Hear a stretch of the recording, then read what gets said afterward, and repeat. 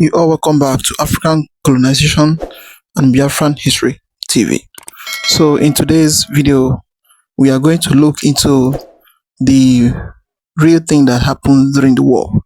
According to the title, say who really stopped Biafra, Gowon, Britain, and Nigerian Civil War, and the lies Gowon lied to the Igbos. So in today's episode is what we are going to look into. Let's see the lies. According to Gowon, according to him, he claimed no victor, no vanquish, meaning nobody won in the war. But at the end, the result is the outcome. Everybody is now seeing what is going on in Nigeria, starting from 1967 to date, after the war and during the war, and then to date, and how Nigeria has been going, how everything has been going. The Igbo not allowing the Igbo to become anything like the president of Nigeria or anything men seat or men power in Nigeria, and some of the men political seats or some of the things they need to belong to the way they have been doing it. So in today, this our Biafran activist is going to explain to us a lot of things concerning how the whole thing has been going right from the end of the war to date, and also our brother from the Yoruba side that fought the war, that joined and fought the war and everything. So he's going to narrate a little history, how everything went through. So don't skip any part of it. Try to watch it to the end, because this video contains a lot of information, and it is something that everybody needs to learn and need to understand the foundation of Nigeria, the evil, the thing the Britain have done to the people. It is not about the oil, it is not about the people, but it is about their own selfish interest because of the oil, because of they want to get every access to everything in the land. So that is why they join on to make sure that they subjugate a nation in the name of let them keep Nigeria one. So as about to watch, like, subscribe, and make sure you share the video to go and let others see things going on in Nigeria. There are two big lies the Nigerian state lied to Biafrans, according to Dele Farotimi. The first is that Nigeria is one nation. The second is that there is no victor and there is no vanquish. This statement was used by Gowon after the 1967-1970 Biafran War, and it simply means that nobody won and nobody lost. But come to think about it, is that true? If it is true, why did Gowon make the speech he made on the 17th day of January 1970? How many of you have seen that video? Now, I'm going to play just about 45 seconds of that video, so that after watching it, then you will know if this is true or not. Did anybody lose? Did anybody win? Listen to Gowon first. The so-called rising sun of Biafra is set forever. It will be a great disservice for anyone to continue to use the word Biafra to refer to any part of the east central state of Nigeria. The tragic chapter of violence is just ended. We are at the dawn of national reconciliation. Once again, we have an opportunity to build a new nation. You will have heard that my government may seek the assistance of friendly foreign governments and bodies, especially in the provision of equipment to supplement our national effort. There are, however, a number of foreign governments and organizations whose so-called assistance will not be welcome. These are the governments and organizations which sustained the rebellion. It will be a disservice for anybody to use the word Biafra to refer to the people of Southeast. That is the statement that Gowon made on the 17th day of January 1970. And you still believe that nobody won and nobody lose. Well, maybe this will simply tell you the reason why Igbos are being treated the way they are treated in Nigeria today. Now, aside from this, I was scrolling through my social media and I came across a very important and interesting video. Yes, where a Yoruba man took time to narrate some of the things he said that are the mistakes Biafrans made during that Biafran war. It's quite interesting, honestly, and not just interesting, it's educative. So please, I want to beg you to spend a little time and listen to this man. But then, you know that popular thing they used to tell Mazen Nanikano, oh, you are not doing it well, you are not doing it well. And Mazen Nanikano asked them, please show me the way I'll do it so that I'll do it well. Yet, nobody could ever bring a way out. We are not doing it well, we are not doing it well. Okay, how are we going to do it? Nobody still have a solution. Please, I want to beg you to listen to this man. It's just quite interesting. Anyways, listen to him. Then you drop your comment in the comment section what to think. The point you make in this book is that Biafra ought not to have invaded the Midwest. You know, it's something that I have to draw a map for you to see. It was the greatest blunder of Biafra, and that's why they failed. Biafra escalated the war. There was no reason to have attacked Midwest. Now, the Midwest will have been their point of information. Agbo people will say, the northern soldiers don't reach you, they are coming, and you are ready for them.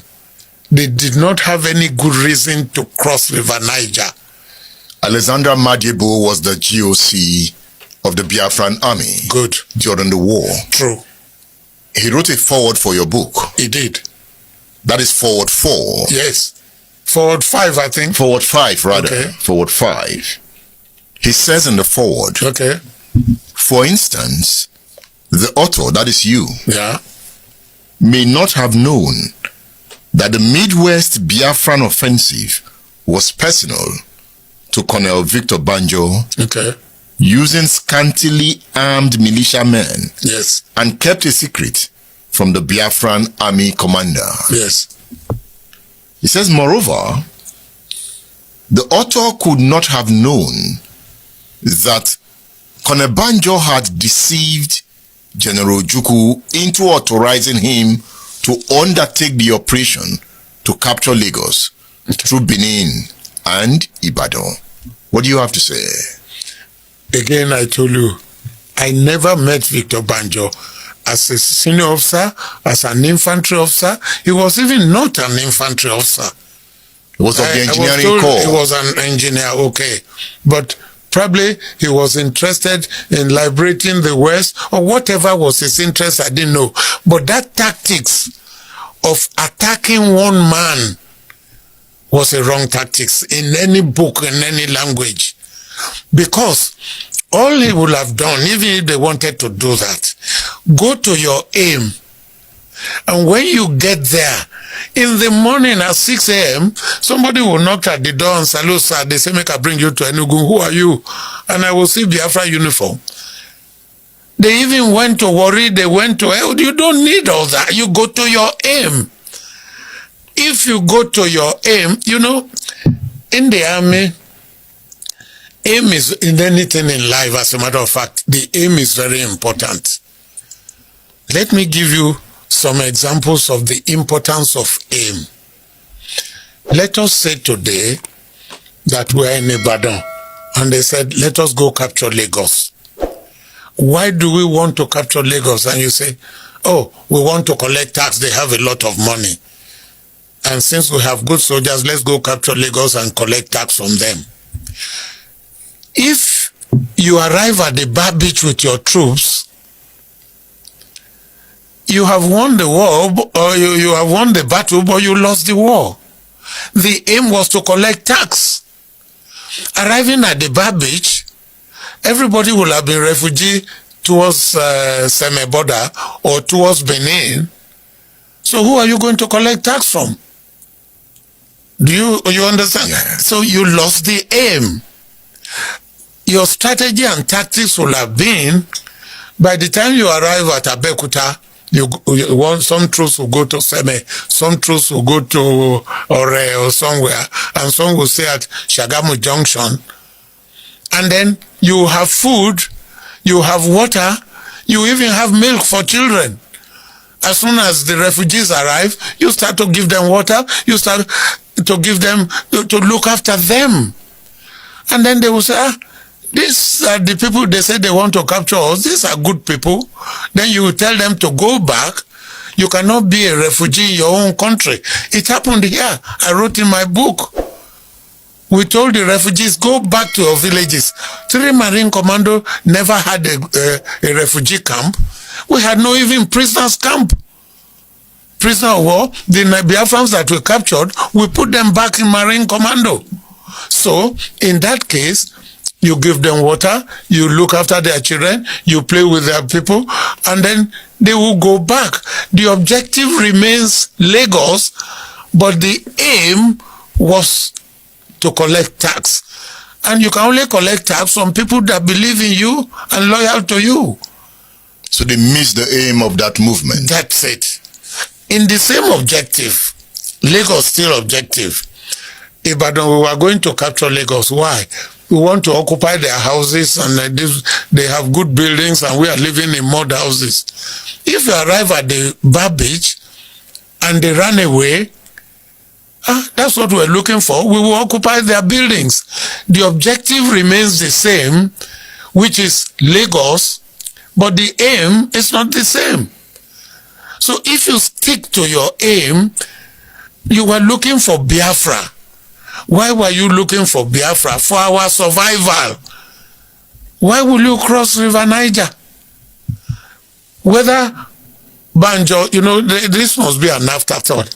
Whether Banjo crossed on his own, or how could Banjo carry Biafran troops, will carry, what do you call them in Biafra at that time? The point Madebo even makes in his book. Yes. In this book. Yes. This is Alexander Madebo's book. His own account of the war. Okay. So the point he makes here. Okay. Yes, Ojukwu knew about the crossing. Okay. But he also makes that point that Ojukwu was deceived about the crossing. How could Ojukwu, me as commander-in-chief of my army, you took my troops, you took my vehicles, you took my money, you took my food? The commander-in-chief must have been an idiot. Now, from other accounts, the aim was capture Lagos. If that was the aim, go straight that's to all. Lagos. That's the point I am making. But Banjo stopped in Benin. He couldn't have gone to Lagos because I had killed the point unit at Asaba and the point unit at Agbo. So they were cautious. Do you understand what I'm trying to say? Therefore, they did not know where next I put an ambush. But they eventually got to Ore. Okay, when they got to Ore, at that time, it was daybreak. Everybody was waiting. I had already telephoned everybody. The only person that did not react well was Obasanjo. Because when I called, he said he had no equipment. He had nothing to use to blow Oluwa Bridge. If you blow the bridge, they would not be able to cross. They are coming in full force. You wanted him to blow the bridge? Yes, to blow the bridge at Oluwa River. Who did you call again? And then I called the governor when Obasanjo said he had no equipment. So I called the governor. Adebayo? Adebayo. Because Adebayo was even like my mentor. He was the only black person, the only African amongst the Europeans that interviewed me as a cadet. And the Europeans were saying, well, the man, whether they forgot or whatever, they were still interviewing me. I sat down there and they look at each other. They said, wait a minute. This man has answered all the questions well. This young man, he is too small. And Adebayo said, oh, he will grow, he will grow. And like all of us grew up, he will grow.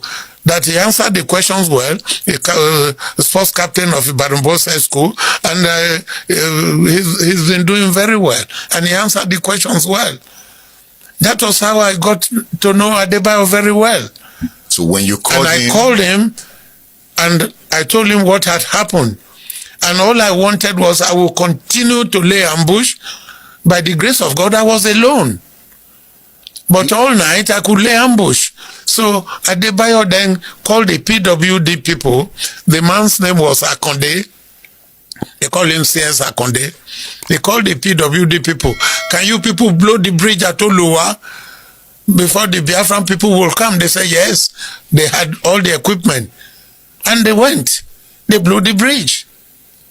So by the time they got to Ore, the bridges had been blown. The Biafrans could not cross. And instead of going through Warri and go to Benin and go on, the order for Chukwuka was to capture Warri, and he did. You didn't need Warri. You didn't need Eho. You needed Lagos. If he was an infantryman, he probably maybe do better. But Akaga, who was the commander of the troops, he came back with only his pants. You were an infantry officer? Yes. Yes. You like guns? You like attacks? Yes. First of all, in an infantry, you are taught how to defend your country by attacking others or by defending your country. All this. And I was instructor at the military school in Zaria, and I instructor at the tactics school, which was NMTC. So I read many books. January 15, 1966 coup. Who carried out the coup and for what reasons? highlifeng.com. Thank you for giving me this opportunity to try and enlighten people on this coup that seems to be at the center of subsequent problems in Nigeria. The coup of January 15th, 1966 was actually led by Major Ifajuna, and he commanded the activities in the south, and Zogo, another major, coordinated the northern side of it from Kaduna. The reason for the coup, if you remember, Nigeria became independent in 1960. We had the government, a quasi-Westminster type government with a parliament and a ceremonial president, reflecting, as it were, the Queen of Great Britain. That was Dr. Nnamdi Azikiwe, and Tafawa Balewa was the president from the north. Now, the real problem with Nigeria has always been the imbalance of the federation that was known as Nigeria. I remember when I was at school, I was taught that the great thing about a federation was that no federating unit should ever be preponderant over the others. As it happened, the Nigerian Federation, when it was created, was given down to Nigerians from London. And that federation contained the imbalance of the North being preponderant, in fact, over the two other sides, the West and the East. And this created, right from the first day, a certain degree of friction. The North could dictate, and the South, whichever part of the South, could just complain if it's not in accord with what the North wished. The first few years of independence were not too bad, but there were a lot of unfulfilled ambitions of the Nigerians, because in those days we thought that once you got independence, you were free and everything worked, and you joined the higher league of nations internationally, discussing what went on. In fact, to Nigerians it looked as though, and indeed they tended to show, that independence in itself was the achievement. Now Nigeria was free, yes, we're a member of the world. Instead of looking upon it as the beginning of our journey to nationhood. And I say this, and I want to underscore it. Nigeria was not, has never been a nation. We had the aspiration, hopes that Nigeria one day would become a nation. And that has been elusive up till today. The reason being that, most unfortunately, the powers in Nigeria were concentrated in the hands of the North, which was preponderant, and wrongly so. At independence, we hoped we would be able, in fact, the three leaders of the country had different notions of independence. There was the actual leader of the struggle for independence, Dr. Nnamdi Azikiwe, who rightly thought that independence now created, as it were, a beginning, but that we were already a nation and we were now finding our positions in his own philosophical, political beliefs in Pan-Africanism. So we just had to move into the broad continental alliance. The North, under the Sultanate of Sokoto, whose agent was the Prime Minister Tafawa Balewa, felt that the Nigerian nation, one had to tread very slowly, because he saw and they saw a great deal of inequities in Nigeria, and perhaps the most important then was the level of education between the North and the South. And therefore that affected, of course, the position of the North, or Northerners, in the bureaucracy of Nigeria.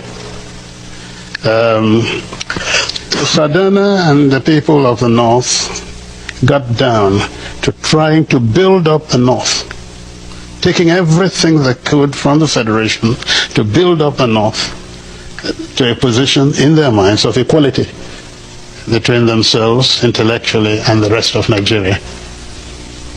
The West, under Chief Obafemi Awolowo, thought likewise and took the position of consolidating the West so as to ensure that at a given time the West would then emerge superior to either the North or the East.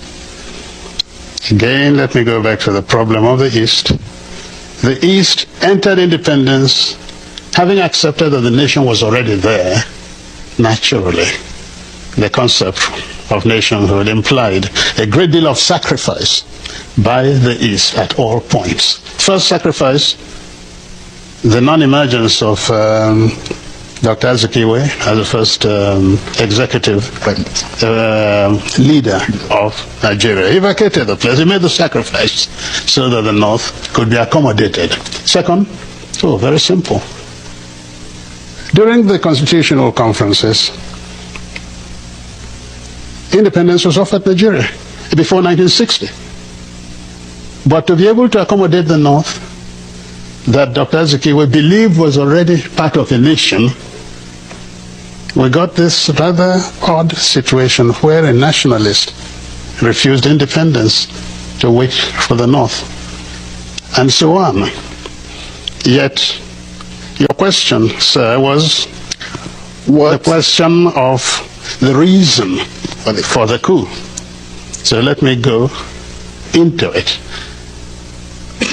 The teething problems of Nigeria after 1960, the independence, manifested itself in a number of ways.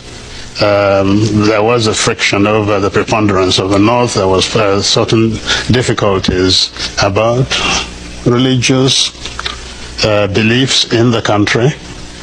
There was corruption, bad administration, and so on. But the real problem came from the West, which by 1966 was really in turmoil. And the reason was quite a simple one. Where does a leader lead from? In the North, the Sadana led from Kaduna, in the North. His agent was in the South, Prime Minister. Awolowo for the West believed his position was better and he would be have greater effect on Nigeria if he ruled from the Federation. So he looked towards Lagos. And his deputy, Akintola, he was quite prepared to leave the West too. But a funny thing happened during the election. A funny thing happened. Dr. Azikiwe, who also opted for the federation, won the election in the West. And it now looked as though an Igbo man was ruling in the East, ruling in the Midwest, and about to rule in the West. And this was not acceptable to the West. We started our problems there, because overnight the victory of the NCNC in the West was nullified by a number of Yorubas crossing from the government to the opposition side and creating a new government. And this actually is at the foundation of the distrust between the Igbos still now and the Yorubas. Now, law and order broke down in the West after the second election. There was so much rigging. In fact, BBC had this rather wonderful statement. It said that men became pregnant overnight with votes. Because, you know, we wear these huge robes, and you can stuff as many ballot papers inside them. And as a result of that, and because by then Awolowo was in jail for treasonable felony, it was felt that the North used its powers to ensure that Akintola, who became their stooge, won the election. It became very dangerous to travel around the streets of Lagos or the West anywhere. That's when they started throwing acid at people in the streets, in your car, the phenomenon known as wet year. That is wet in wet year. Throwing acid on people. And it was to halt this, actually, that the military was pulled out of barracks to help stabilize the situation. And this went on. We were not moving anywhere. The countries were becoming independent. We were seeing Julius Nyerere creating personality in Africa, Nkrumah there, and so on. Nigeria is big, and with all the promise of independence, was clearly doing nothing. It was then that a group of young officers, now let's get it straight. The young officers had within Igbos, Yorubas, and Hausas. The way the Nigerian army was structured, you could not escape a preponderance of Igbo officers. And these were at the middle level, because they were essentially majors. By then I was a lieutenant colonel, so I wasn't part of it. I was then commanding a battalion in Kano. The coup, ostensibly, because I later found out that the whole aim of the coup was to halt this apparent drift in Nigeria. But significantly, you know what they wanted to do? To create a presidential commission of army officers as a safeguard to the people who would guard the nation, and hand over government to Chief Obafemi Awolowo. Oh yes, that is it. That is the so-called Nzogwuku, how it was started, and then how everything went through. So for those who want the story, who need the full story, then she indicates, then I would like to recommend that mirror. So by tomorrow, let's continue from where our leader, Odumegwu Ojukwu, former, where he stopped, and then continue from there. So I would like to recommend that below. Coming down to the issue of no victor, no vanquish, according to Gowon, everybody knows the foundation of everything. After the war, sharing of £20 to those who were not killed in the war, and at the end, how everything went. To date, how the government of Nigeria has been treating the Igbo in the issue of marginalization, and the issue of still treating the Igbo as if they are still a refugee in their country, which is, if you look at it very well, they are a refugee in Nigeria. Because how can a foreigner, somebody who called himself a foreigner, Fulani foreigner, that according to them, that foreigner used to come to Nigeria, they would take Nigeria and take over everything, buying people here and there without the government talking. Then for the few people that they catch, after for some days, they will call them repentant Boko Haram, and they rehabilitate them, give them job and other things, bring them back to the society and call them Nigeria. But those who have been there fighting for their survival on how to make Nigeria to work and to make sure that Nigeria put them in the place they belong to, then they will now call those people a terrorist, to the extent that the leader, Mazam Nekano, sentenced him life imprisonment due to he's talking about the injustice that is going on in Nigeria, which is the Igbos are facing.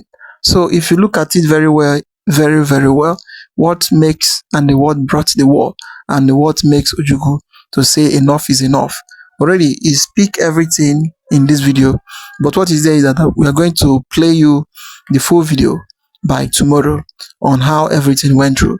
So he speak everything, and what makes him declare, say, let them have a Biafran as a nation, let peace reign. But still, the British, who claim that they are the owner of Nigeria, then advise the Gowon, let him not allow any zone of Nigeria to leave the shore of Nigeria. But look at what is happening today. Today, no peace, no unity. Division is worse. Buying of people every day. The villages, in fact, everywhere in the country, there is nothing like peace, and there is nothing like unity. So, no anybody even want to bear the name One Nigeria. Everybody just fighting for his own survival. That is what we find ourselves into. And had it been that this thing, they settled everything those days once and for all, everybody go on each separate path according to Tafula Balewe and the other premier that's been governing Nigeria those days, by now everybody would have been in peace, enjoying their own zone. Those who want to make that place a caliphate will become a caliphate of Islamic caliphate. Those who want their place to become Christianity will be. And those who want their place to become whatever they want to become, it will be. Not fighting each other in the name of let Nigeria become one. Well, I would like to comment down below. What do you think about the whole thing happening in Nigeria, both before and now? Like, subscribe, and make sure you share it to go and let others learn and see what happens those days. We say thank you for watching.